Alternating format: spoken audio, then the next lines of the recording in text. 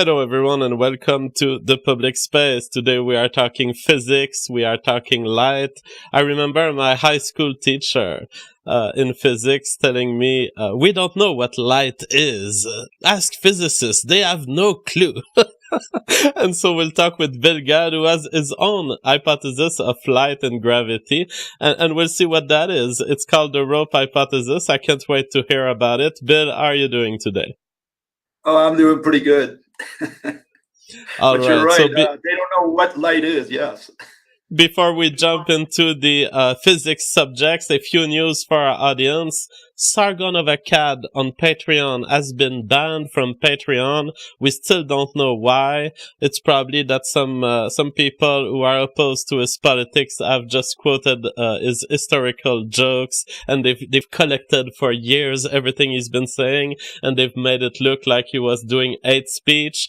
Too bad, Sargon is gone from Patreon. The censorship continues. I also hear that James Alsop is banned from Patreon. We're still surviving. I can't believe we're surviving in this context. Also, my book is going very well. It's been there since 3 days. It is #1 new release in biology on Amazon. Both the paperback and the electronic version also has reached #1 new release in biology. Buy it now. Leave those 5-star reviews. It really helps. It helps the algorithm. Let's get this book known. Let's get this book some exposure. It is a book called The Revolutionary Phenotype, and it is about the emergence of life and the dangers of genetic modification. Humanity will either read this book or we're all gonna die. Bill, let's talk about physics. What is physics?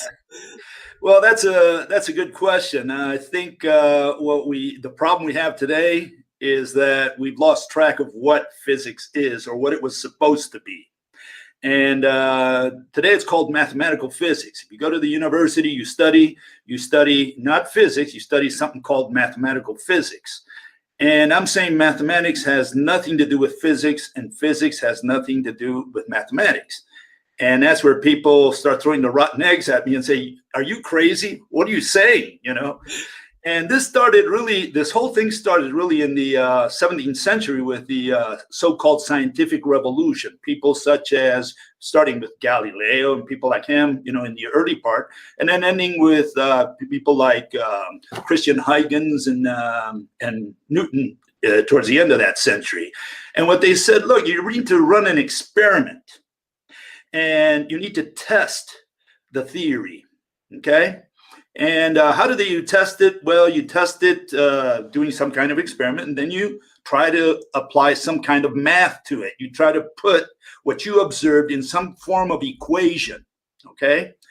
And so what has developed from there after 400 years is that today we do everything with math, and people say, well, that's science because math is objective, right? You have an equation, force equals mass times acceleration. It's an objective relation, right, between these two sides of the equal sign. And so that sounds quite rational to people. And people say, well, yeah, that's physics, that's science. And I'm saying that has nothing to do with science. That is a description. And science is not describing. Science is explaining. I have not yet explained anything. And I'll give you a good example. You go to the show, okay, and you watch the magician cut the lady in half, okay? So he saws her. Curtains close, curtains open, and the lady is in one piece. She bows to the crowd. And so you ask the mathematician next to you, and you say, how did he do that? And he says, oh, very simple. And here the key word is the word how. Are we talking about a description or an explanation? How? And he says, well, the lady was in one piece. He cut her into 2 pieces. He took 20 strokes of the saw. He did it in 10 seconds. And then she appeared on the stage in one piece. That's what happened. Well, I was asking, how did he do the trick? That's what I want to know. And that's the difference between math and physics. Math can give you quantitative relationships, but math has no power or authority to tell you to give you a physical interpretation to tell you what happened, how it happened, what the cause, what the mechanism is. And that's where we separate physics from math. Well, on that point, isn't it possible that you are a little bit strawmanning the people who do physics? Because my feeling is that most people in physics understand this.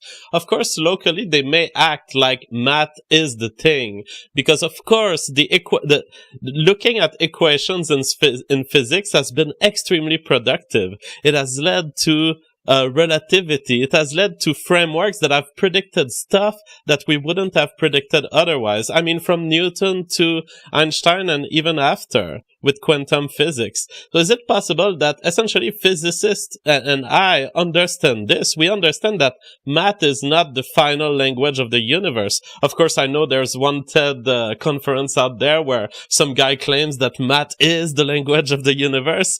But the idea is that math is a representational system that can actually represent anything, potentially. Math could be made in various ways as to fit the universe. And I think that's how most scientists approach math. Well, this is the issue. The issue is that I'm talking about a physical interpretation. Okay? The math is okay. I have no problem with the math. I don't have any problem with the equations. I'm saying that has nothing to do with physics. Physics is a physical interpretation, a qualitative explanation of how something happened, what the mechanism was. How does quantum, how does relativity explain things today after 400 years? Well, these are the words they use. They use words such as energy. They use words such as mass. They use words such as field and time and force. These are not physical objects. I cannot say rationally, I cannot say I transferred energy, because there is no physical object called energy. I can say I transferred a dog, I transferred a rock, I transferred a tree. Those are objects. I cannot say I transferred love. I can transfer a heart, but I cannot transfer love. And that's what they're saying when they say they transfer energy, or that they moved a mass, or that the field expanded. They treat these concepts as physical objects. And that's why we don't have a physical interpretation for the equations. I have no problem with the equations. I'm saying that the physical interpretations that they give are all bogus, 150% of them.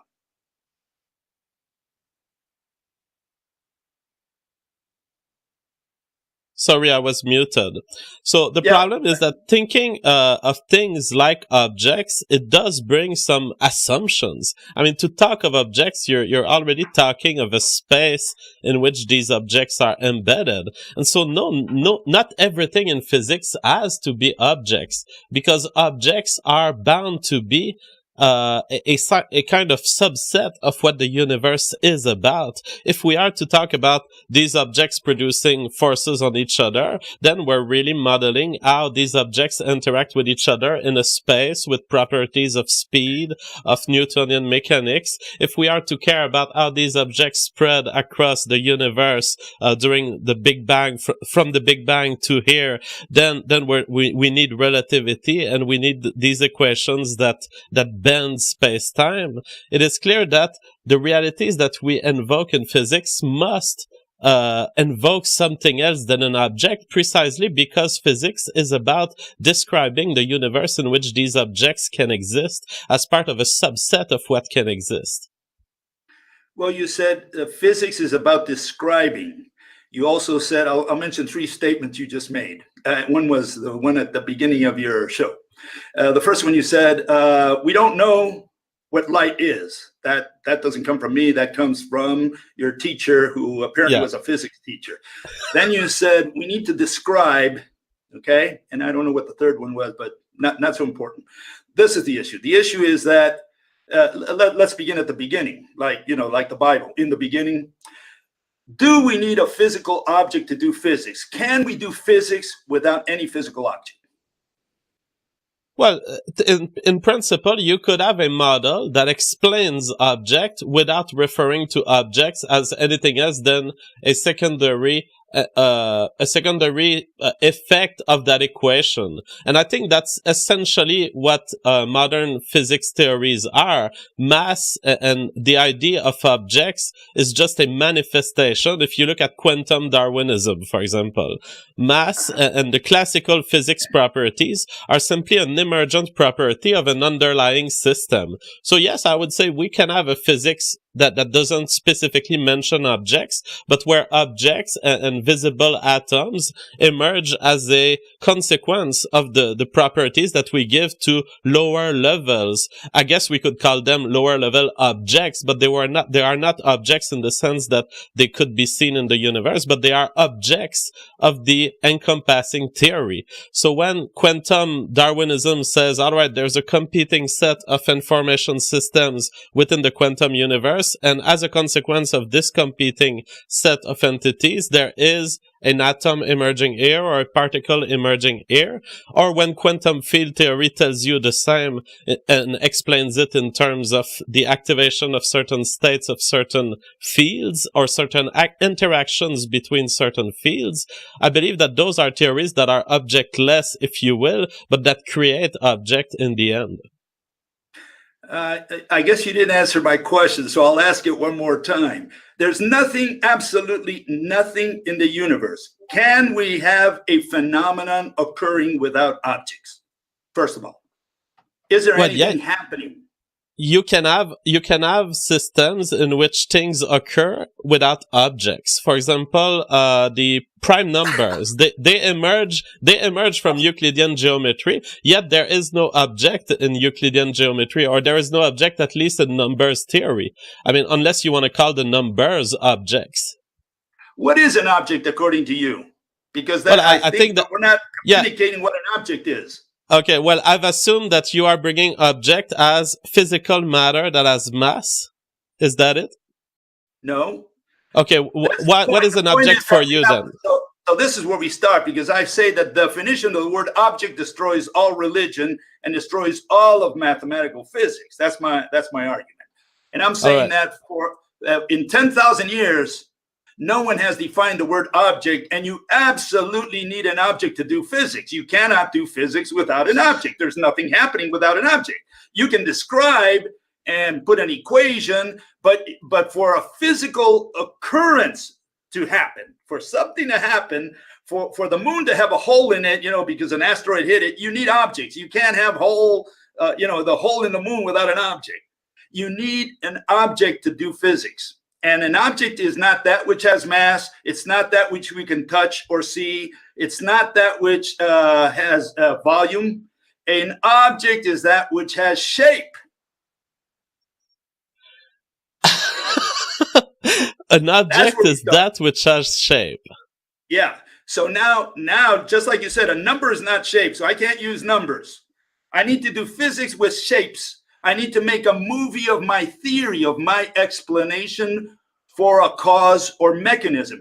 If I have to tell you, for example, how a car works, I can make a movie of the whole thing, because you can see every part. You can see the gas going through the tube, going to the carburetor, going to the pistons, and so on, and the car moves forward. You can understand my theory of how a car works simply by looking at the movie. How can we do this with space-time when the word time is a concept? What are we bending? How do we explain gravity with space-time if space-time is not a physical object? What physical interpretation is that? How can I say that gravity is the warpage of space-time when we're talking about a concept? Can we bend love and I say gravity is the bending of love? Well, I don't take objection to concepts, because the idea of shape relies on the assumption that there is a physical space in which this shape manifests. For example, would you say then that that light and that in general, would you say that waves are objects? No, of course not. There's no such thing as a wave. There's no such thing as space-time. That's the point. You need to have something that has shape. And if you look at the transverse wave that they use in quantum mechanics and in wave theory, what you have is vectors. And a vector is simply an object that has magnitude and direction. So all these little lines that you see when they show you this transverse wave. Those are just vectors. Those are mathematical concepts. A wave is not a physical object. Well, the thing is, I find this whole concept that, but the wave, no. I'm actually willing to follow you on this line of thought. So, okay, physics is about shapes. This is what you're saying, but it seems to me like an assumption. Like you could be in a universe where other things matter, where the gaps between the primes matter more than anything, and that is the subject of your physics. Shape is just an emergent property of any systems of space in which you have the possibility of having states of yes or no. So if there is some plastic at this position in the universe, then of course the emergent property of that will be shape. But that is nothing else than stating the fact that space exists. Let me give you an example. A couple of examples. I'll let you choose, okay? You got a choice here. All right. A brick goes through the window and breaks the window, and the brick falls on the floor, okay? So I come home and ask the person, how did the window break? What is he going to tell me? Is he going to say, well, there was a force with a lot of energy, and it went, and all this mass went through the window? Or is he going to say, look, a brick went through the window and just broke it? I mean, how do you explain something? Do you use concepts such as force, energy, and mass to explain a broken window? And is that you could. That's the point. You could. You could say that there were atoms in the brick, and these atoms, they had a magnetic force that was negative on their outer shell. And this magnetic force pushed into the atoms of the window and therefore cracked it and eventually broke it such that the atoms of the window were not attached to each other anymore. You could make it in terms of force. The idea is that force is not mutually exclusive with the concept of shapes and objects existing. I don't need that. If I want to explain how I pull a bucket of water with a pulley, I say, look, the rope is tied around the pulley. I pull on the rope and it lifts the bucket. I don't need the word force. I don't need the word energy. I don't need any mathematics to explain that physical phenomenon. I do not need any mathematics. I don't need the words energy. I don't need the word time. All I need to show is how I pulled the bucket up. And the same way, if I broke a window, I have to explain, look, I threw a rock and that's how the window broke. I don't need the word energy. I don't need the word time. I don't need the word mass. I don't need any of the garbage of mathematics. None of it. Well, it does seem that in your use of the word pull, there are assumptions underlying pull. The idea of pulling works if the object is sticking to itself enough that it remains an object once you pull it. And if you pull it in the vertical direction, then yes, you will be countering some force of gravity. You may not want to call it force, and I'm willing to follow you on any crazy land on this. I'm willing to explore anything, but you're going to have to face something that I call gravity. Yes. And just one more thing. See, I can make a movie. I don't have to use the word pull. I can show the extraterrestrial alien, right? I can show how I pulled the bucket up. I just show him the movie. I said, I pull here. In other words, I show the movie of guy pulling, the rope going around the pulley and the bucket coming up. I don't need the word energy. Nothing. I can't even put it on the screen. All I have to show is the mechanism. And that's what we're missing with physics today. No one can tell you, here, look, I have 2 magnets here. Can you see that? Okay. Okay. And how do we do that magic? Well, there's not a single person on earth in the last 10,000 years can explain how this magic happens. Why? Because they're using concepts.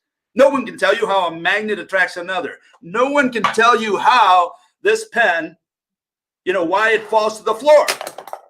The question that they have to answer is, what physical entity comes in contact with the skin of the pen?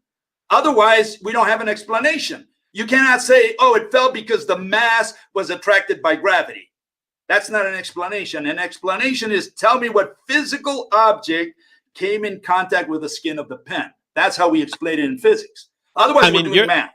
You're totally right on this. We don't have a ultimate explanation for gravity. for magnetism, we explain these as forces. And we describe these for now, we quantify these. So we can say exactly how much time the pen will take to reach the Earth. We can say that it would fall differently on a different planet. That's what we know. So you're right on this. We don't have a fundamental explanation of these phenomena and a unified theory of everything, if you will. So I'm following you on this one. Where does that bring us? Okay, that brings us to the rope model. See, the rope, here's a rope. This is a rope, okay? And this is a physical object. A wave is not a physical object. In fact, a wave is a cross-section of the rope. If you take this rope, you cut it in half, then you'll see what a wave is. And I'm saying that a rope does give us an idea of how gravity, how light, how electricity, how magnetism work. Why? Because I'm saying that all atoms in the universe are interconnected, whereas quantum mechanics and mathematical physics in general say that all particles are discrete particles. They have nothing, they're all just floating around in space, and one particle has nothing to do with the other particle. Each one is an individual island. I'm saying that all atoms in the universe are interconnected. Now with that, we can explain action at a distance, because otherwise, if we don't have some kind of elongated object between objects, we cannot explain action at a distance. What are we going to put between two objects? Let's say here I have two balls, for example. Look, I have two balls, right? Okay. Here. Yep. There. Quantum says that this particle can affect this particle from a distance. Okay. And the question then becomes, are we not going to put something between these two balls? We're saying this one affects this one, but there's nothing in between them. That's magic. That's putting spirits in between the two balls. If instead we have some kind of rope, some kind of elongated mechanism, right? Now we can explain how this one affects that one. And so I'm saying that the invisible entities that are between two magnets, which do entanglement, which is how one particle affects another one at a distance, can only be done if you have some kind of physical mediator, an invisible physical mediator. All right. So let's say we're looking at planet Earth and we're looking at the moon. Planet Earth is attracting the moon toward itself such that the moon doesn't go away. And there are various ways in which you could explain this. The Newtonian mechanics was saying, well, there's a force. There's a force that pushes the moon toward the Earth. Quantum physics invokes a hypothetical particle, which would be the graviton. You are saying the graviton theory, what do you think about it? That it doesn't make sense? That we won't ever find a graviton? Yeah, of course, because and here again, once I say here's the Earth. Let's see if I get it right. This is the Earth, okay? Yep. And this is the moon, okay? Now, is the Earth throwing gravitons, particles at it? If you throw particles at a dog, do you attract them? No, you can only push them away. The particles can only, when you throw bullets, all you can do is push away something. You can never attract using bullets. Well, and that's the problem with, let me just point out, to state that, you are bringing an assumption, which is that these particles work in the same way that Newtonian particles work, by carrying energy, inertia energy, and the properties of speed, and how it's transmitted between objects that collide each other, right? Yeah, in other words, if I throw something outwards, I cannot bring that, whatever it hits, inwards. I cannot shoot an arrow and bring the target towards me. And that's the bottom line. Those are assumptions that rely on stating that these particles work like classical objects that would carry energy in their speed. Yeah, because otherwise we have to use what quantum uses, which is magic. They're saying we don't understand quantum, but this is what we see in the lab, that the particle goes out and attracts something inwards. Of course, because they have no explanation for it. That's a mathematical thing where they say, well, we're going to introduce negative force or negative momentum. So we throw the particle out that delivers negative momentum and attracts the target inwards. That's magic. That's nonsense. Obviously, it's a bogus explanation. On the other hand, if the gun and the target, or the arrow, the bow, I guess, the bow in the air and the target are connected, now we can explain how the bow attracts the target or how the gun attacks the target, because they have to have some mediator in there. All right, I'm interested in getting there, but I just want to take the defense of my physics friends and say that in stating the graviton, they're not invoking magic, they're making a prediction. It's like, it would be awesome to find the graviton. Wouldn't you acknowledge that it would be awesome that someone predicted that there would be a particle and that we would eventually find it? It's not necessarily magic, it is hypothesis about what we may find if our calculations are correct. Yeah, but keep in mind what you're saying. You're saying that you're looking for a particle, again, that goes outwards and pulls something inwards. How can you rationalize that? That's the fascinating thing, is that we may be faced with a particle that does carry negative momentum. But I'm not stuck on this hypothesis. I think it would be awesome. I think that alternative hypotheses are also awesome. Before we move to your rope hypothesis and how that works there, let's just talk about relativity. Because on the other end, you have quantum physics saying, well, it could be a graviton. You also have relativity, which says it could be a curvature of space-time. Yeah, and can anyone draw that? Can anyone make a movie of how four-dimensional something, whatever that is, including time, which is a concept, how you can bend it? How do you bend time? I mean, you cannot see that in your head, because bending a three-dimensional space is like impossible in your head, but we can see it in 2 dimensions and imagine how that would look like in 3 dimensions. It's simply mathematics that tell you that no, the universe is not made of squares and grids that are perfectly aligned. Like, do you recognize that your hypothesis relies on this assumption, at least, that you are constructing a grid of perfectly aligned squares that never curve, that never change? Your hypothesis does rely on this assumption, right? No, my assumptions involve all objects, only objects that are 3D objects. I do not use squares. I do not use unimaginable four-dimensional entities, which are really concepts. And that's why we have to use objects. As long as we use objects, we're doing physics. As soon as we use concepts, we're not doing physics anymore. You can't bend space-time because space-time is a concept. You can't send a wave because a wave is a concept. You can't send a zero-dimensional particle, which is actually a field, because those are concepts, and so on down the line. The reason they had to come up with things like negative momentum or warpage of space-time is because they could not give a rational explanation. They had to use concepts. With concepts, you can do anything. You can say, yeah, love moves mountains. Yeah, go try it. I mean, make the movie of love moving mountains. What are you going to put for love? And what are you going to put for a negative momentum? Well, I mean, how do I make a movie with negative momentum? I just make it by magic wand? Well, it seems that your energy did convince some people on the chat, because they are saying JF is an Einstein cock. All right, I don't mind being insulted. I am an Einstein cock. I don't think that Einstein's relativity necessarily is the final words of physics.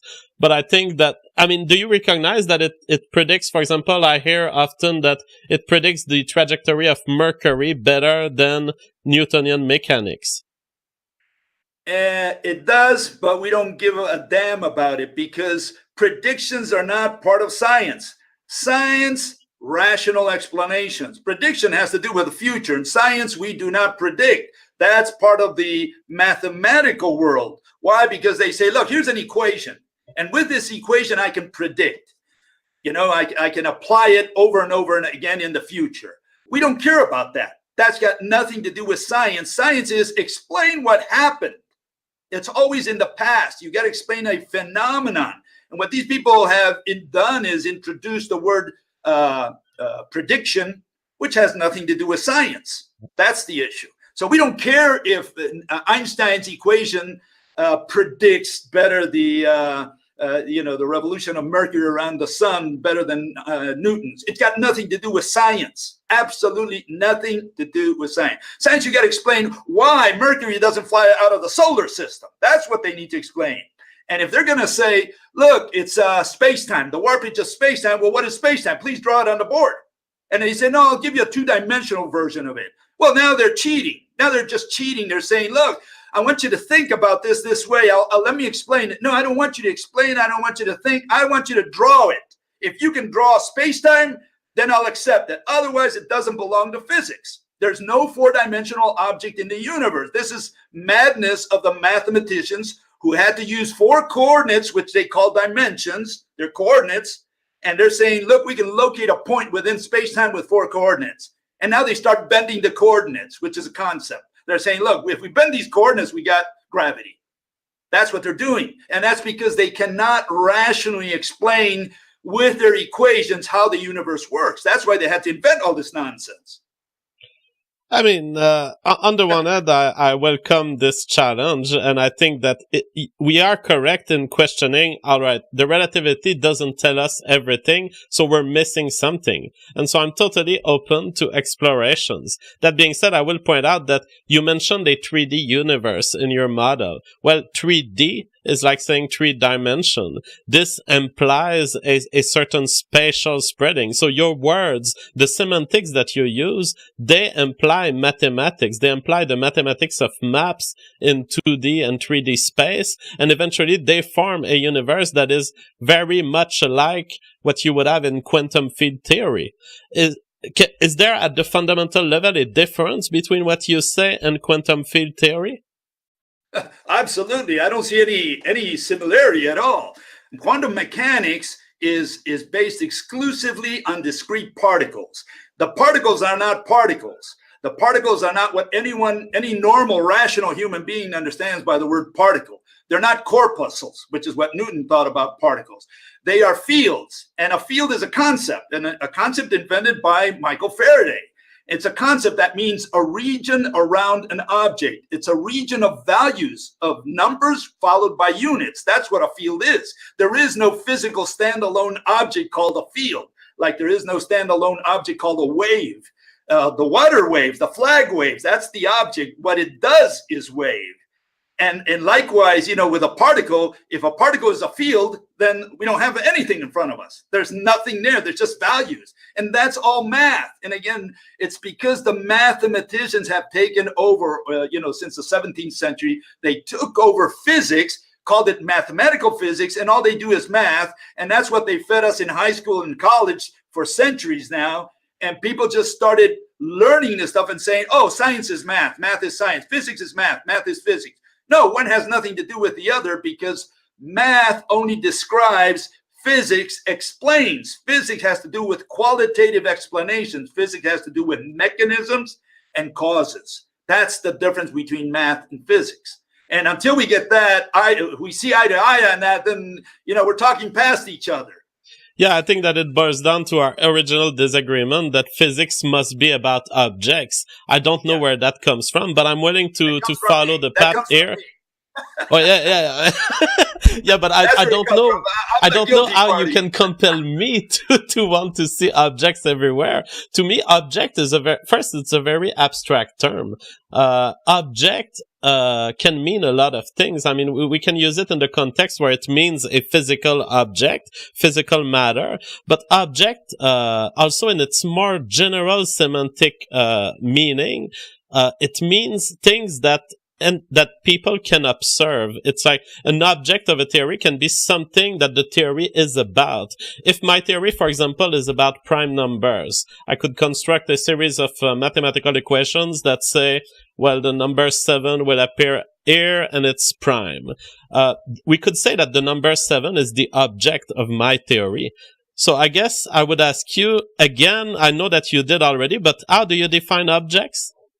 Well, again, let me tell you what the problem with what you just said is, so that I clarify that first. And what it is that we have ordinary speech and we have scientific language. And people tend to bring words of ordinary speech, definitions of ordinary speech into science, and they don't realize how important the word is. And I'm saying if physics requires an object, which I do, you have to define what an object is. And I'm saying an object is not that which can move An object is not that which has volume, mass, not that which we can touch or see. Those are definitions of ordinary speech.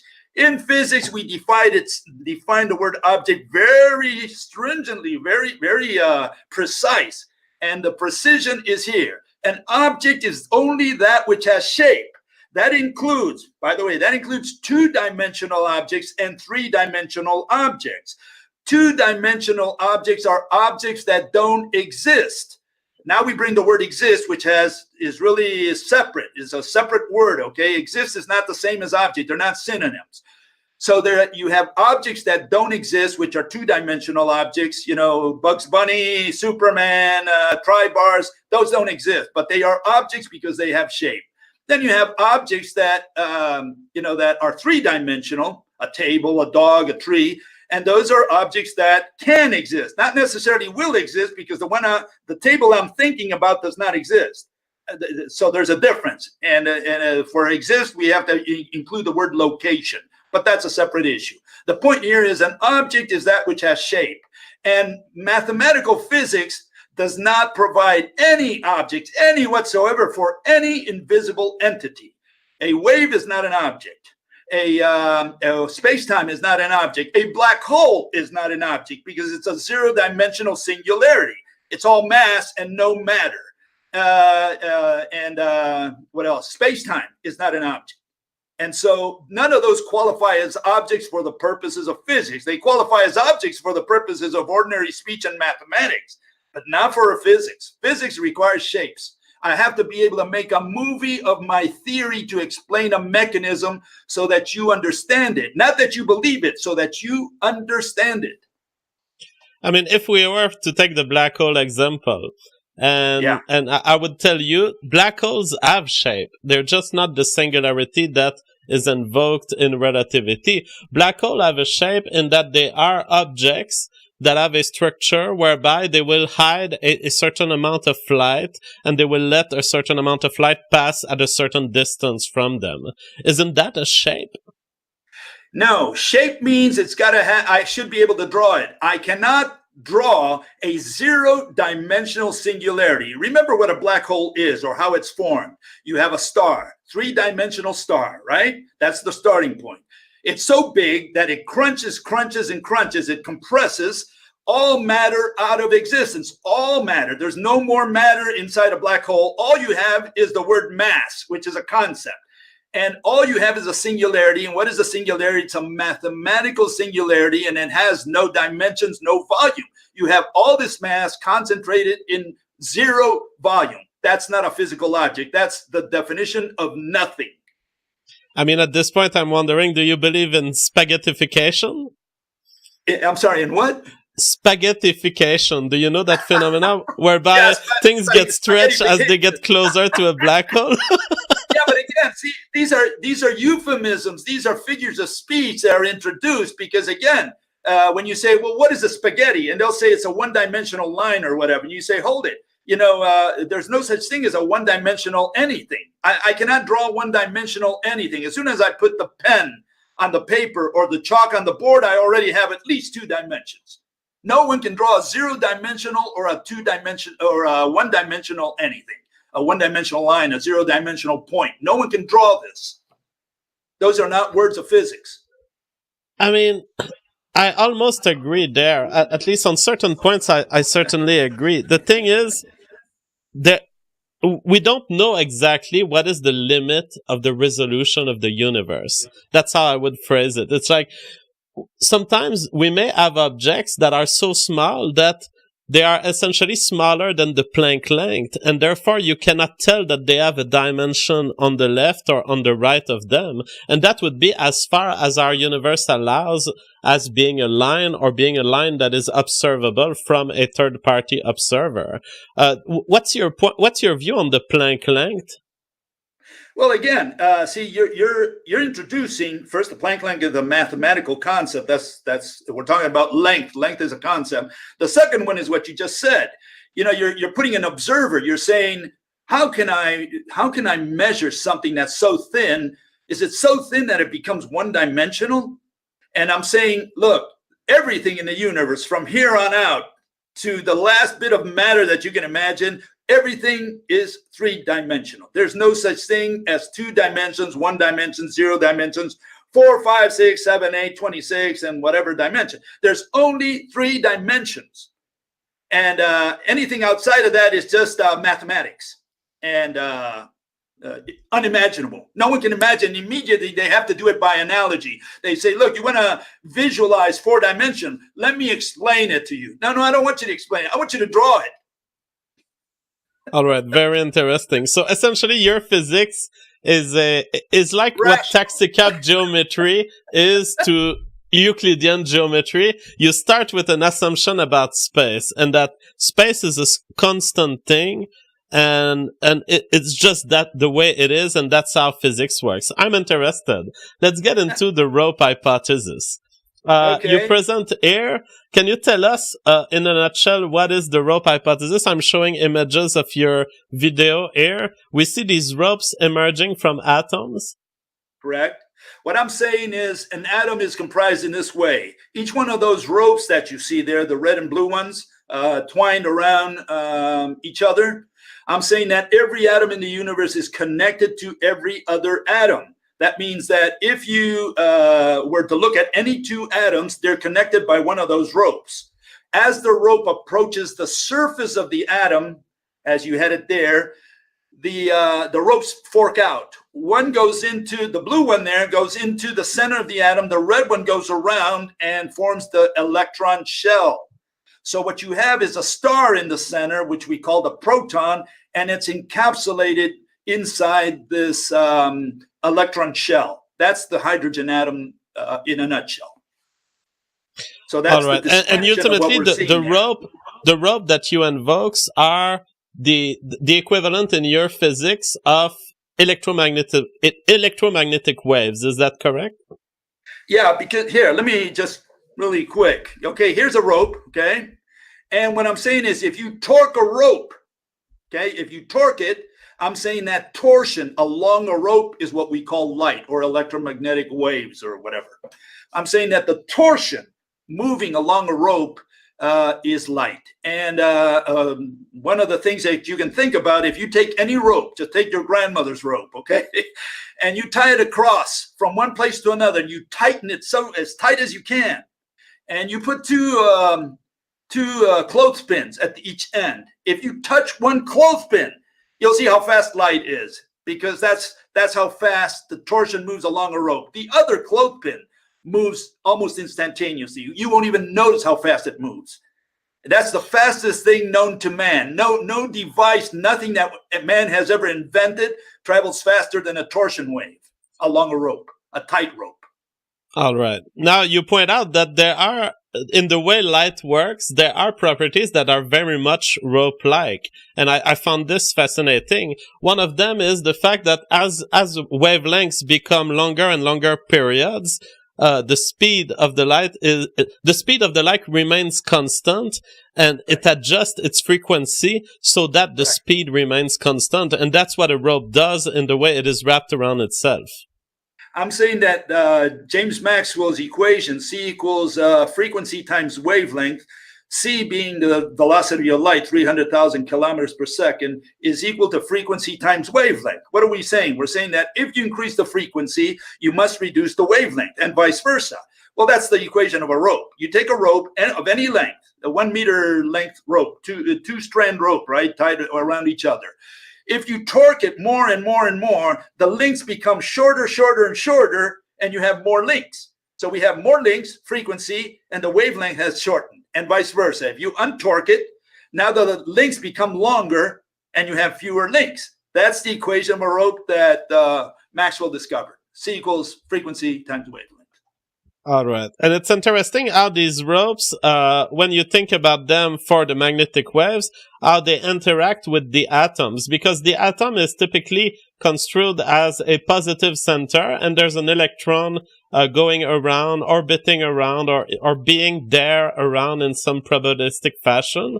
What you're saying is that at the entry of the atom, essentially, it is a division of the two mechanisms within your rope, the electric mechanism taking one direction and the magnetic mechanism taking another. Is that correct? That is correct. The other thing you should keep in mind, you don't have it there in motion, but if you look at that picture, imagine that the red electron shell that encapsulates the proton. If that expands and contracts, if that gets closer to the center and farther away from the center, there, what you produce there, that is the famous quantum jump. By doing so, or quantum leap, by doing so, it torques the rope. And that's when we create the torsion along the rope that we call light or electromagnetic waves.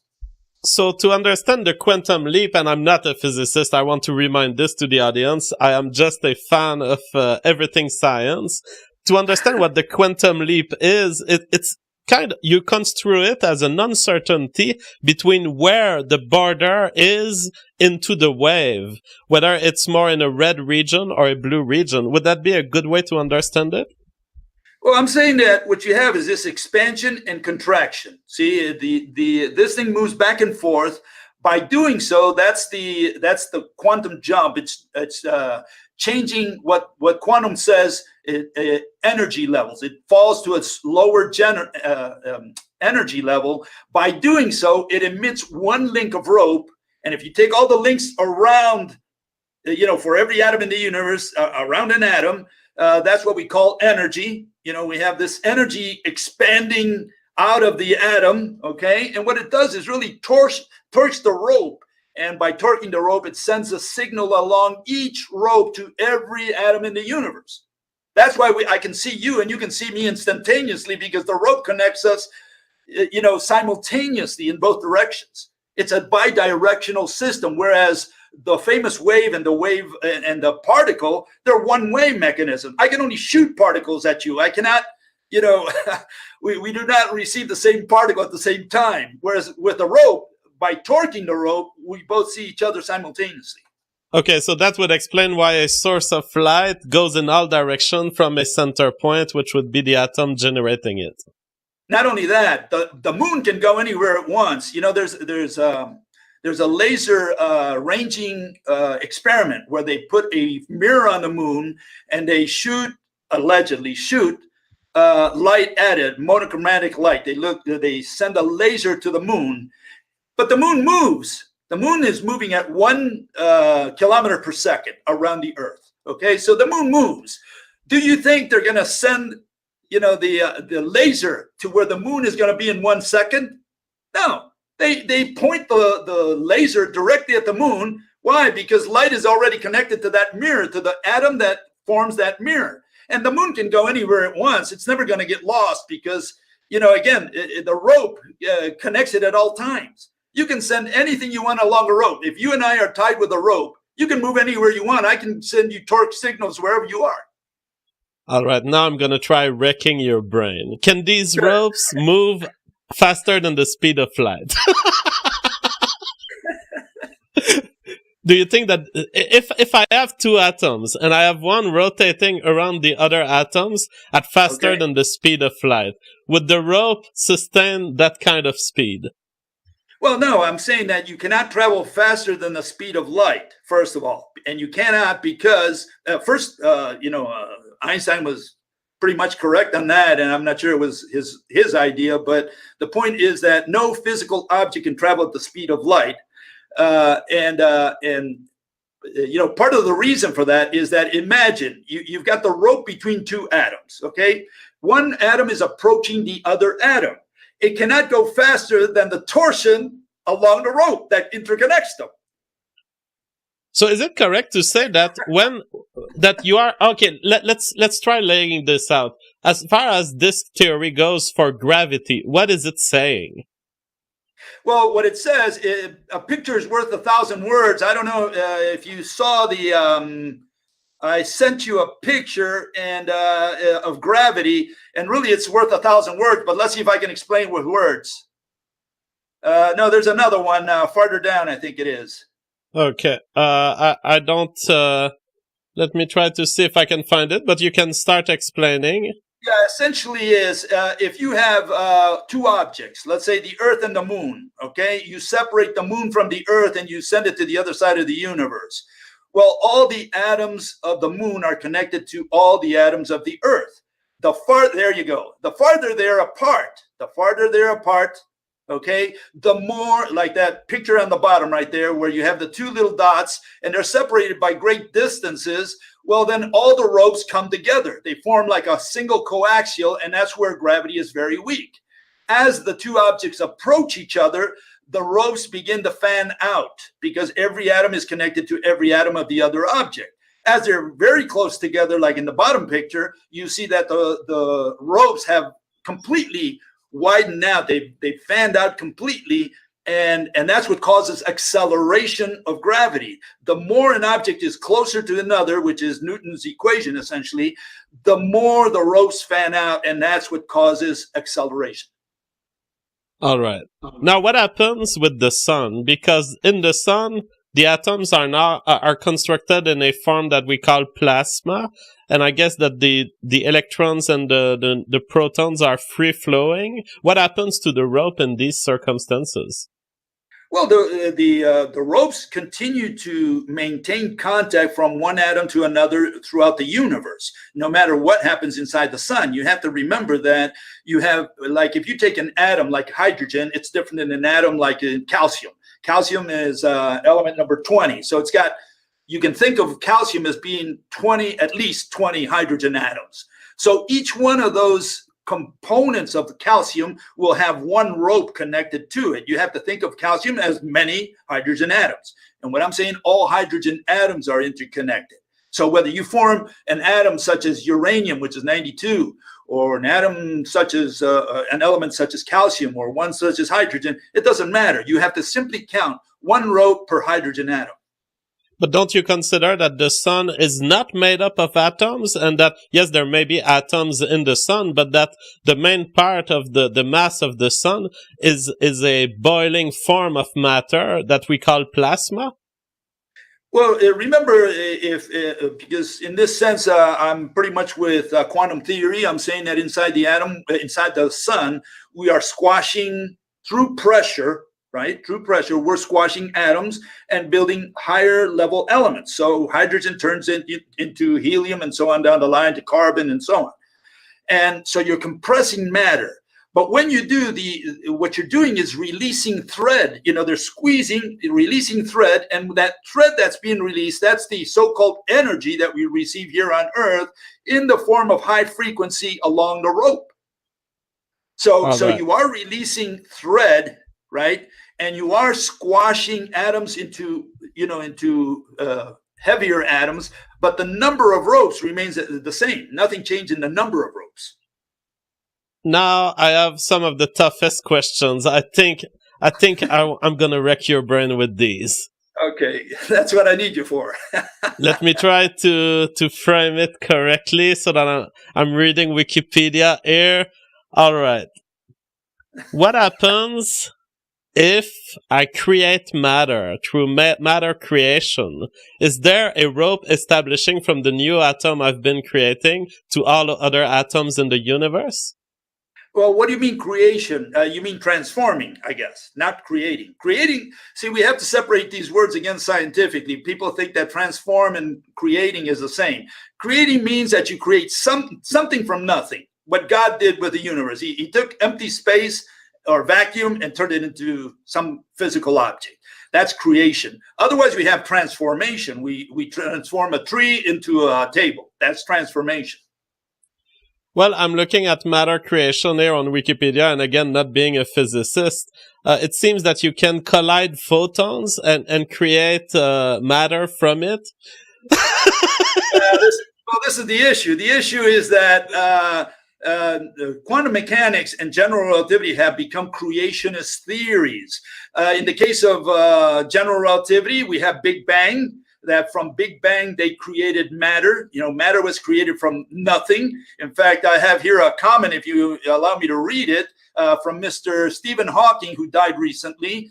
And he says how the universe came to be. In other words, how matter came to be. And here this really underlies my argument of why we need objects. And he says, at the Big Bang itself, the universe is thought to have zero size. There are something like 10 million, he gives a big number, right, of particles in the region of the universe that we can observe. Where did they all come from? The answer is that in quantum theory, particles can be created out of energy in the form of particle-antiparticle pairs. And he continues, but that just raises the question where the energy came from, right? Okay, good. The answer is that the total energy of the universe is exactly zero. The matter in the universe is made out of positive energy. Now, twice zero is also zero. Thus, the universe can double the amount of positive matter energy and also double the negative gravitational energy without violation of the conservation of energy. In other words, these people, the first thing is that Mr. Hawking needs to understand. I guess we get erased there. No, I'm still there. You may not see me, but I'm there. So the first thing we have to understand, energy is a concept. And what Mr. Hawking is saying is that the universe, matter, was created out of a concept that humans created. He's saying we got energy. What is energy? Energy is a concept. It's an undefined concept because we have Mr.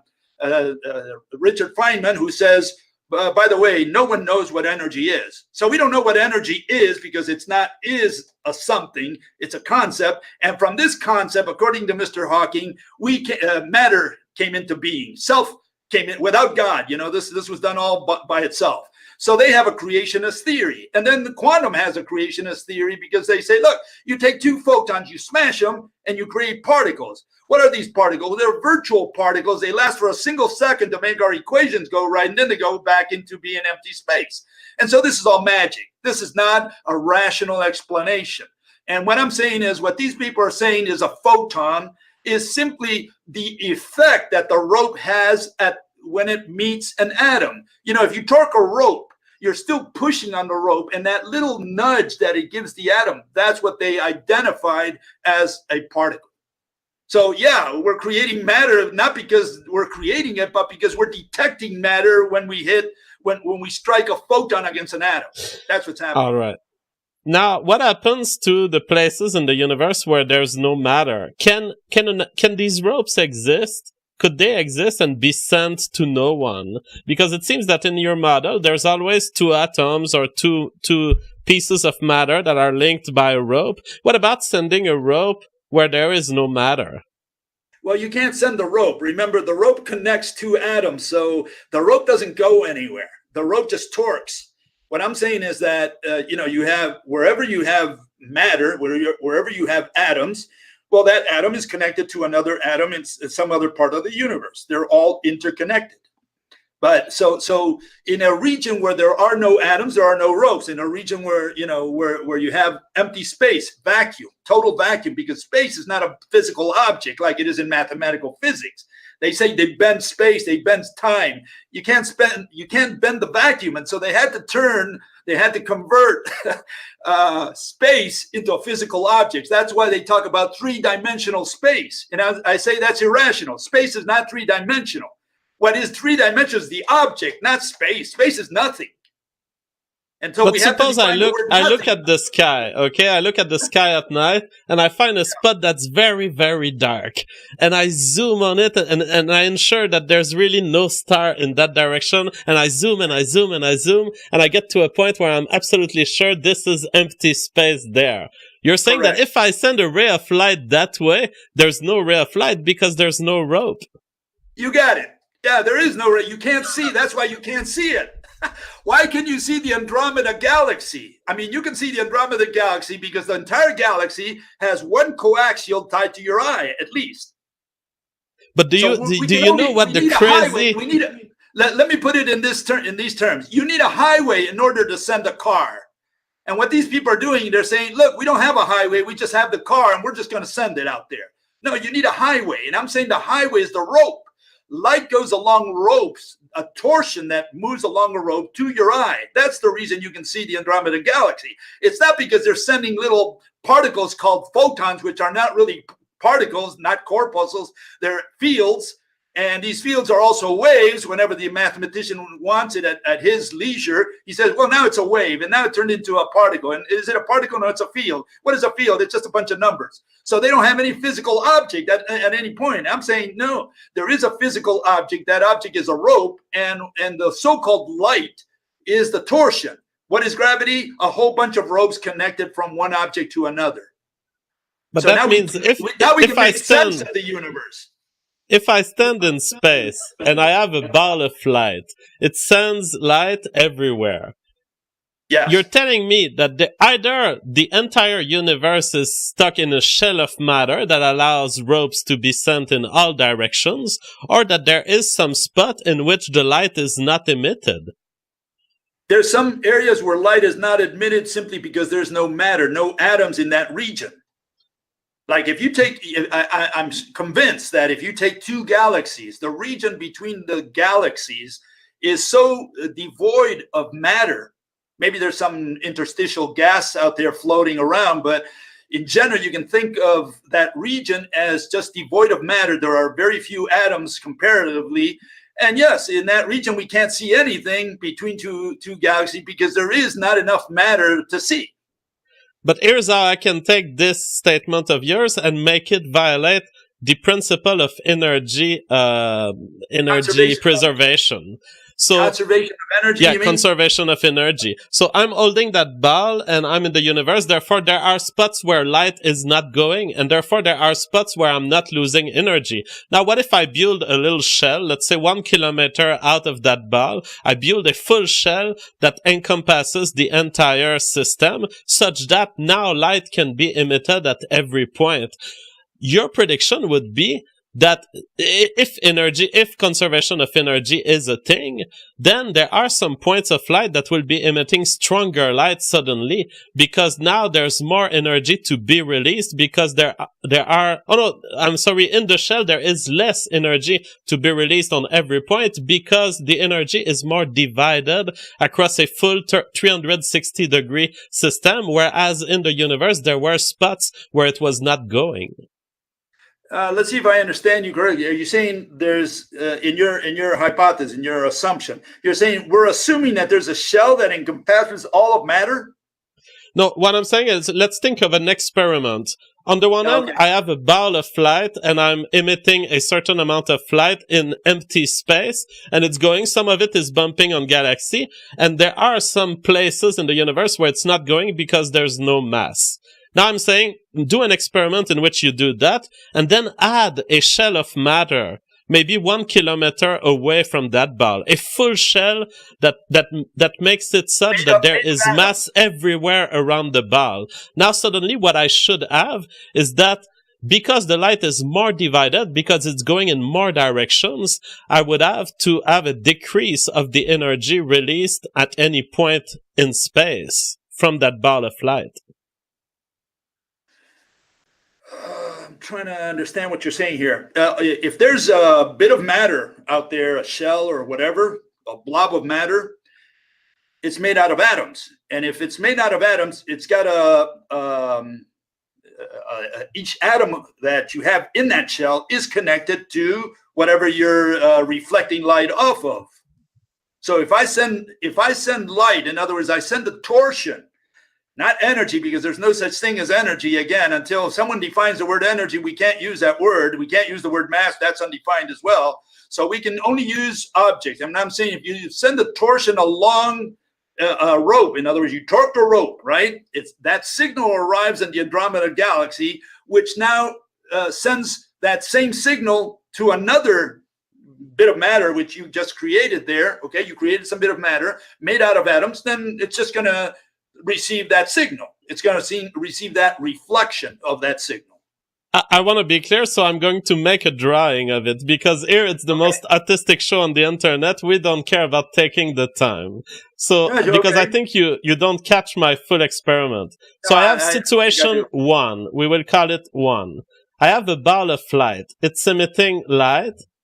and I put it in empty space somewhere in the universe, and there are galaxies here. Let's label them as G, galaxies here. Okay. And there are some spots where light cannot go because Correct. there's no mass this way. There's no rope that can be established that way. Would you agree with that? Yeah, so far so good.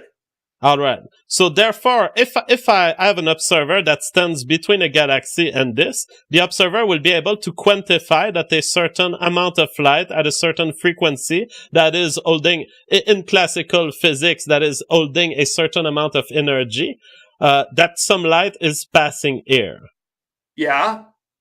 And of course, I won't be doing the stupid version of my hypothesis would be to say, Bill, what if an observer looks at this ray of light? This ray of light doesn't exist because there's no mass here. There's no galaxy to be receiving the rope. But the observer, by standing in the way of the light, would obviously be ruining the experiment. So here I'm suggesting a second version of the experiment in which I have the same source of light with the same amount of watts. Let's say that it was powered by a 120 watt apparatus of some kind.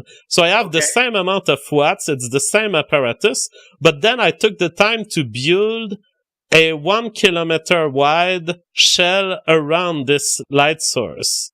Okay, 1 what is kilometer. that shell made out of? What is the shell made of? That shell is made up of, let's say, rock. Okay, atoms. Yeah, atoms, absolutely. Okay. Now I have the same thing. I have this source of light. It's sending light everywhere. However, this time, there is no spot at which ropes cannot be established. What I'm telling you is that the prediction of your model would be that, therefore, the rays of light that I detect here would be lower energy. Why would they would be lower energy? Because the same source of light here is sending to more directions than it was in situation number one. Well, it's not that it's sending in more directions. It's sending to the atom that's building the shell. In other words, each rope sends its own little torsion. So it depends on how many atoms you've got in that shell. You know, from one atom in the source to the atom in the shell, it sends along a rope a given signal. Nothing changes in the so-called energy. But again, we need to know what this word energy means. Until then, nobody can use the word energy. All right. Well, I think I'll leave it there, and I will let our audience maybe come in the comment section and tell me, what do you think would happen? Would you predict the energetic measurement in my experiment to change or not to change? Those are all interesting considerations. Now, before I think we can look at the reactions of the crowd. Andrew J sends $20. He says, I was just going to ask about gravitons. Thanks, JF. Dame Wingate says, JF, I'm celebrating my 10-year anniversary with my husband today. He introduced me to your show and book. Please wish him happy anniversary. I wish your husband happy anniversary. I'm happy that you guys are in a 10-year marriage. That's about 10 times the duration that my marriages survive. I was talking about this with Bill before the show. He was like, you've been married 3 times, Jeff. Yes, women tend to leave me. Conservation of energy. I have not found my own way to build a shell 1 kilometer around a woman so that she would stay at the center point and preserve energy with me. Not JF says, but what if a concept makes us able to predict an outcome? That is a question to Bill. So what if the concept helps us predict stuff? It is a scientifically valid concept to some extent, isn't it? No, because again, we don't do predictions in science. That's in mathematics. In the religion of mathematical physics, they do predictions and they brainwash the world after so many centuries that predictions are an important part of science. No, predictions are an important part maybe of technology, which again has nothing to do with science. Science is only about explaining a phenomenon. We do not do predictions. It's astrologers who do predictions. All right, wonderful. Andrew J said, "If they predict wrong, they're executed." Andrew J says, motion is a concept itself. Do you believe motion doesn't exist? And I think you have a video about this, Bill. Well, we have to look at the word exist, because the word exist, people never defined it. No one in 10,000 years defined what exist means. That's why people talk about the existence of God or the non-existence of God, because they never defined the word exist. And I did define the word exist, because physics is the science of existence. Physics studies only that which exists. All right. Machiavelliscus says... So to say that motion exists is wrong. That's okay in ordinary speech. In science, we cannot say that motion exists. Only objects may exist in physics. So concepts do not exist. Love does not exist. Motion does not exist. Space-time does not exist. Black holes do not exist, because none of those are physical objects. Only objects may be said to exist. An object that has location is an object that exists.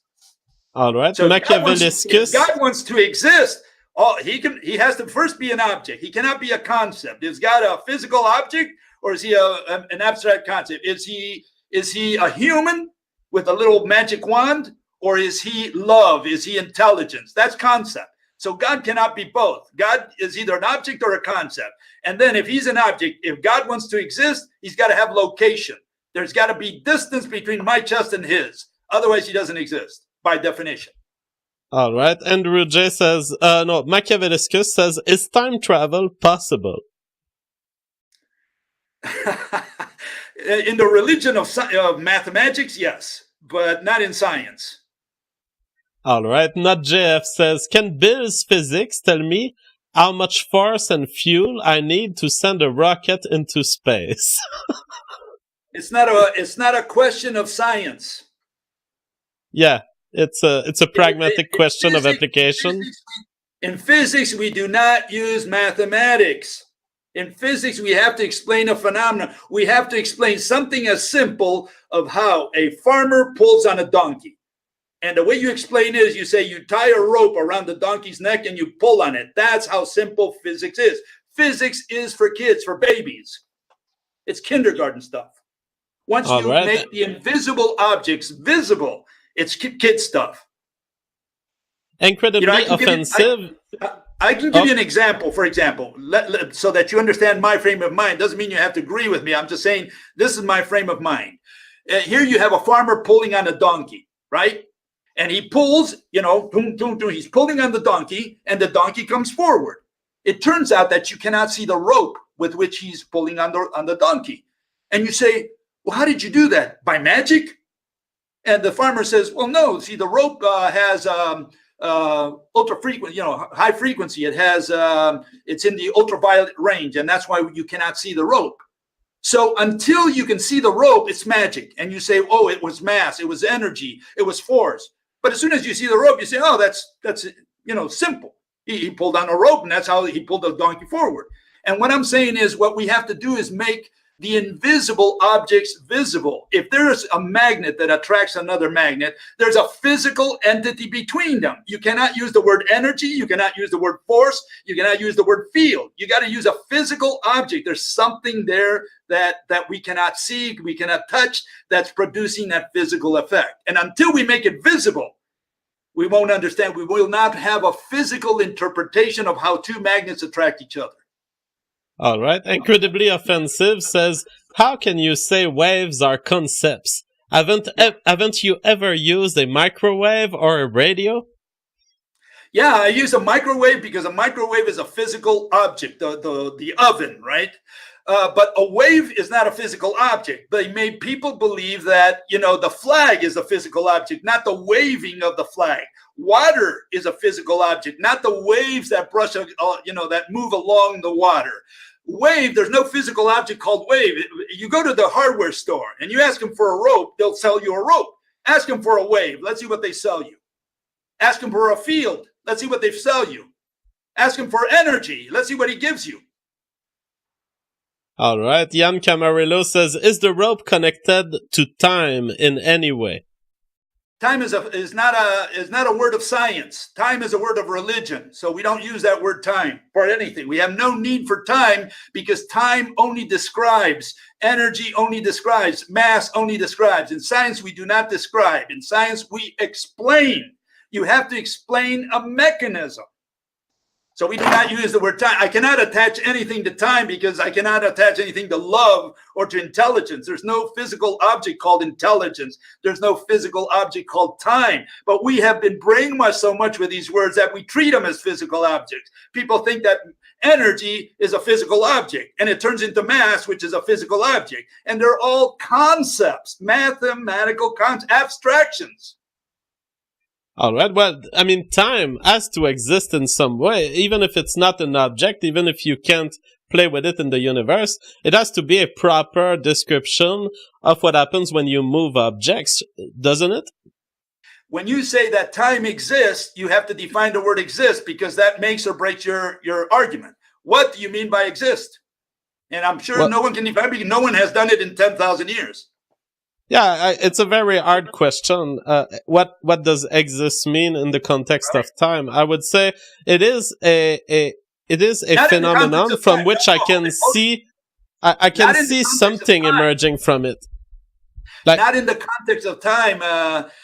What you have to tell me is a definition that you can use across the board.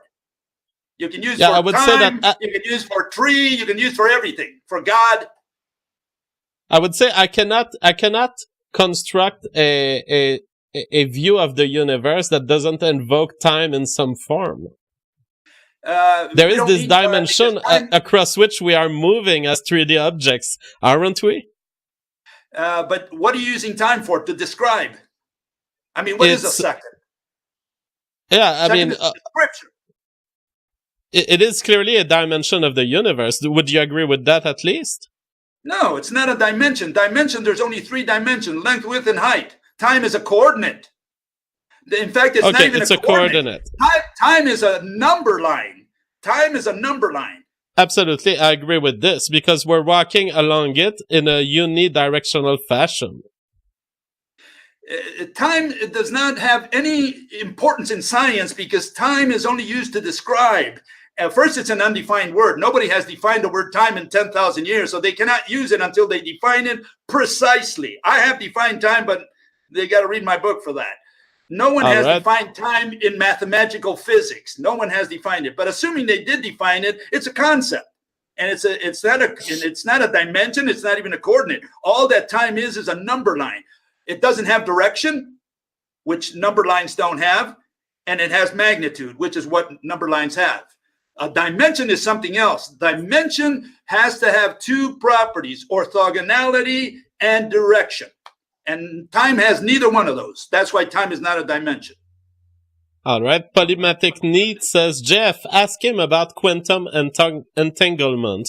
Do you have any take from your theory on entanglement? Perfect. I'll illustrate it for you. All right. I'll illustrate it for you, okay? Here we have it, okay? Let's see if I get this right. Let me get it right here. Okay, there we go. I think, what can I do this? There we go. Okay. I guess it's that way. Okay, you see that? Now, I'm going to twirl the rope, okay? From my end, it's twirling counterclockwise. How about from your end? Can you tell me from your end how it's twirling? It's like a rotation clockwise. Clockwise. Okay, now I'm going to turn my rope clockwise. How is it turning on your side? Counterclockwise. Now you have a definition of entanglement.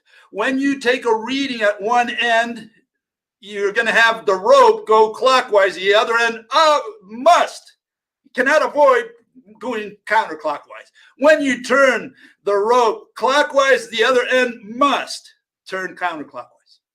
Period. We're done with entanglement. Very easy stuff.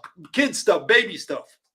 Very interesting, because I was about to ask more generally. The rope has a structure whereby if you take consecutive slices of the rope, the red and blue parts of it are rotating. What does it manifest itself into in our universe if there are ropes that do carry the light signal? I didn't get the question. What does what? Let me draw it here. I'm gonna erase this, my old drawing. So essentially, you have, if you cut a rope, Yeah, you have a red part of the rope that will appear to be a certain part, and you have a blue part of the rope that will appear to be another part. Now, if I cut it at a different place along the rope, the blue part will be a little more rotated as opposed to the red part being at another place, depending on where I am in the rope. How does this manifest itself in physics? Yeah. In other words, if you go along the rope is structurally torquing already. It's already twisting around each other. The rope is DNA. Just think of DNA. What is DNA? DNA is a rope, and that's where DNA got the idea from light, because light is already a torsion. If I take a cross section of the rope, if I could cut it, you can't cut it, but assuming I could cut it, what I would see is two threads. And yes, anywhere along the rope, you're going to have, a total switching of the sides of one thread with respect to the other. There's going to be a torsion there, a structural torsion, by the way. Aside from the fact that the rope also rotates, because when you pull on two strands, it torques the rope automatically. And that's what I'm saying light is. Wonderful. Why am I sends $10? He says, Jeff, thank you for writing the revolutionary phenotype. I have a copy under the Christmas tree. It's been a great year for the public space, and I want to thank everyone for stopping by. Hope all is well. Indeed, I'm very proud to have such a dedicated fan base who have made my book rise to the top of the Amazon biology section. Thank you so much, and keep buying it, keep spreading it, buy a copy for your friends. It's an important book. Corey Muldoon says, a black hole is just a neutron star you can't escape.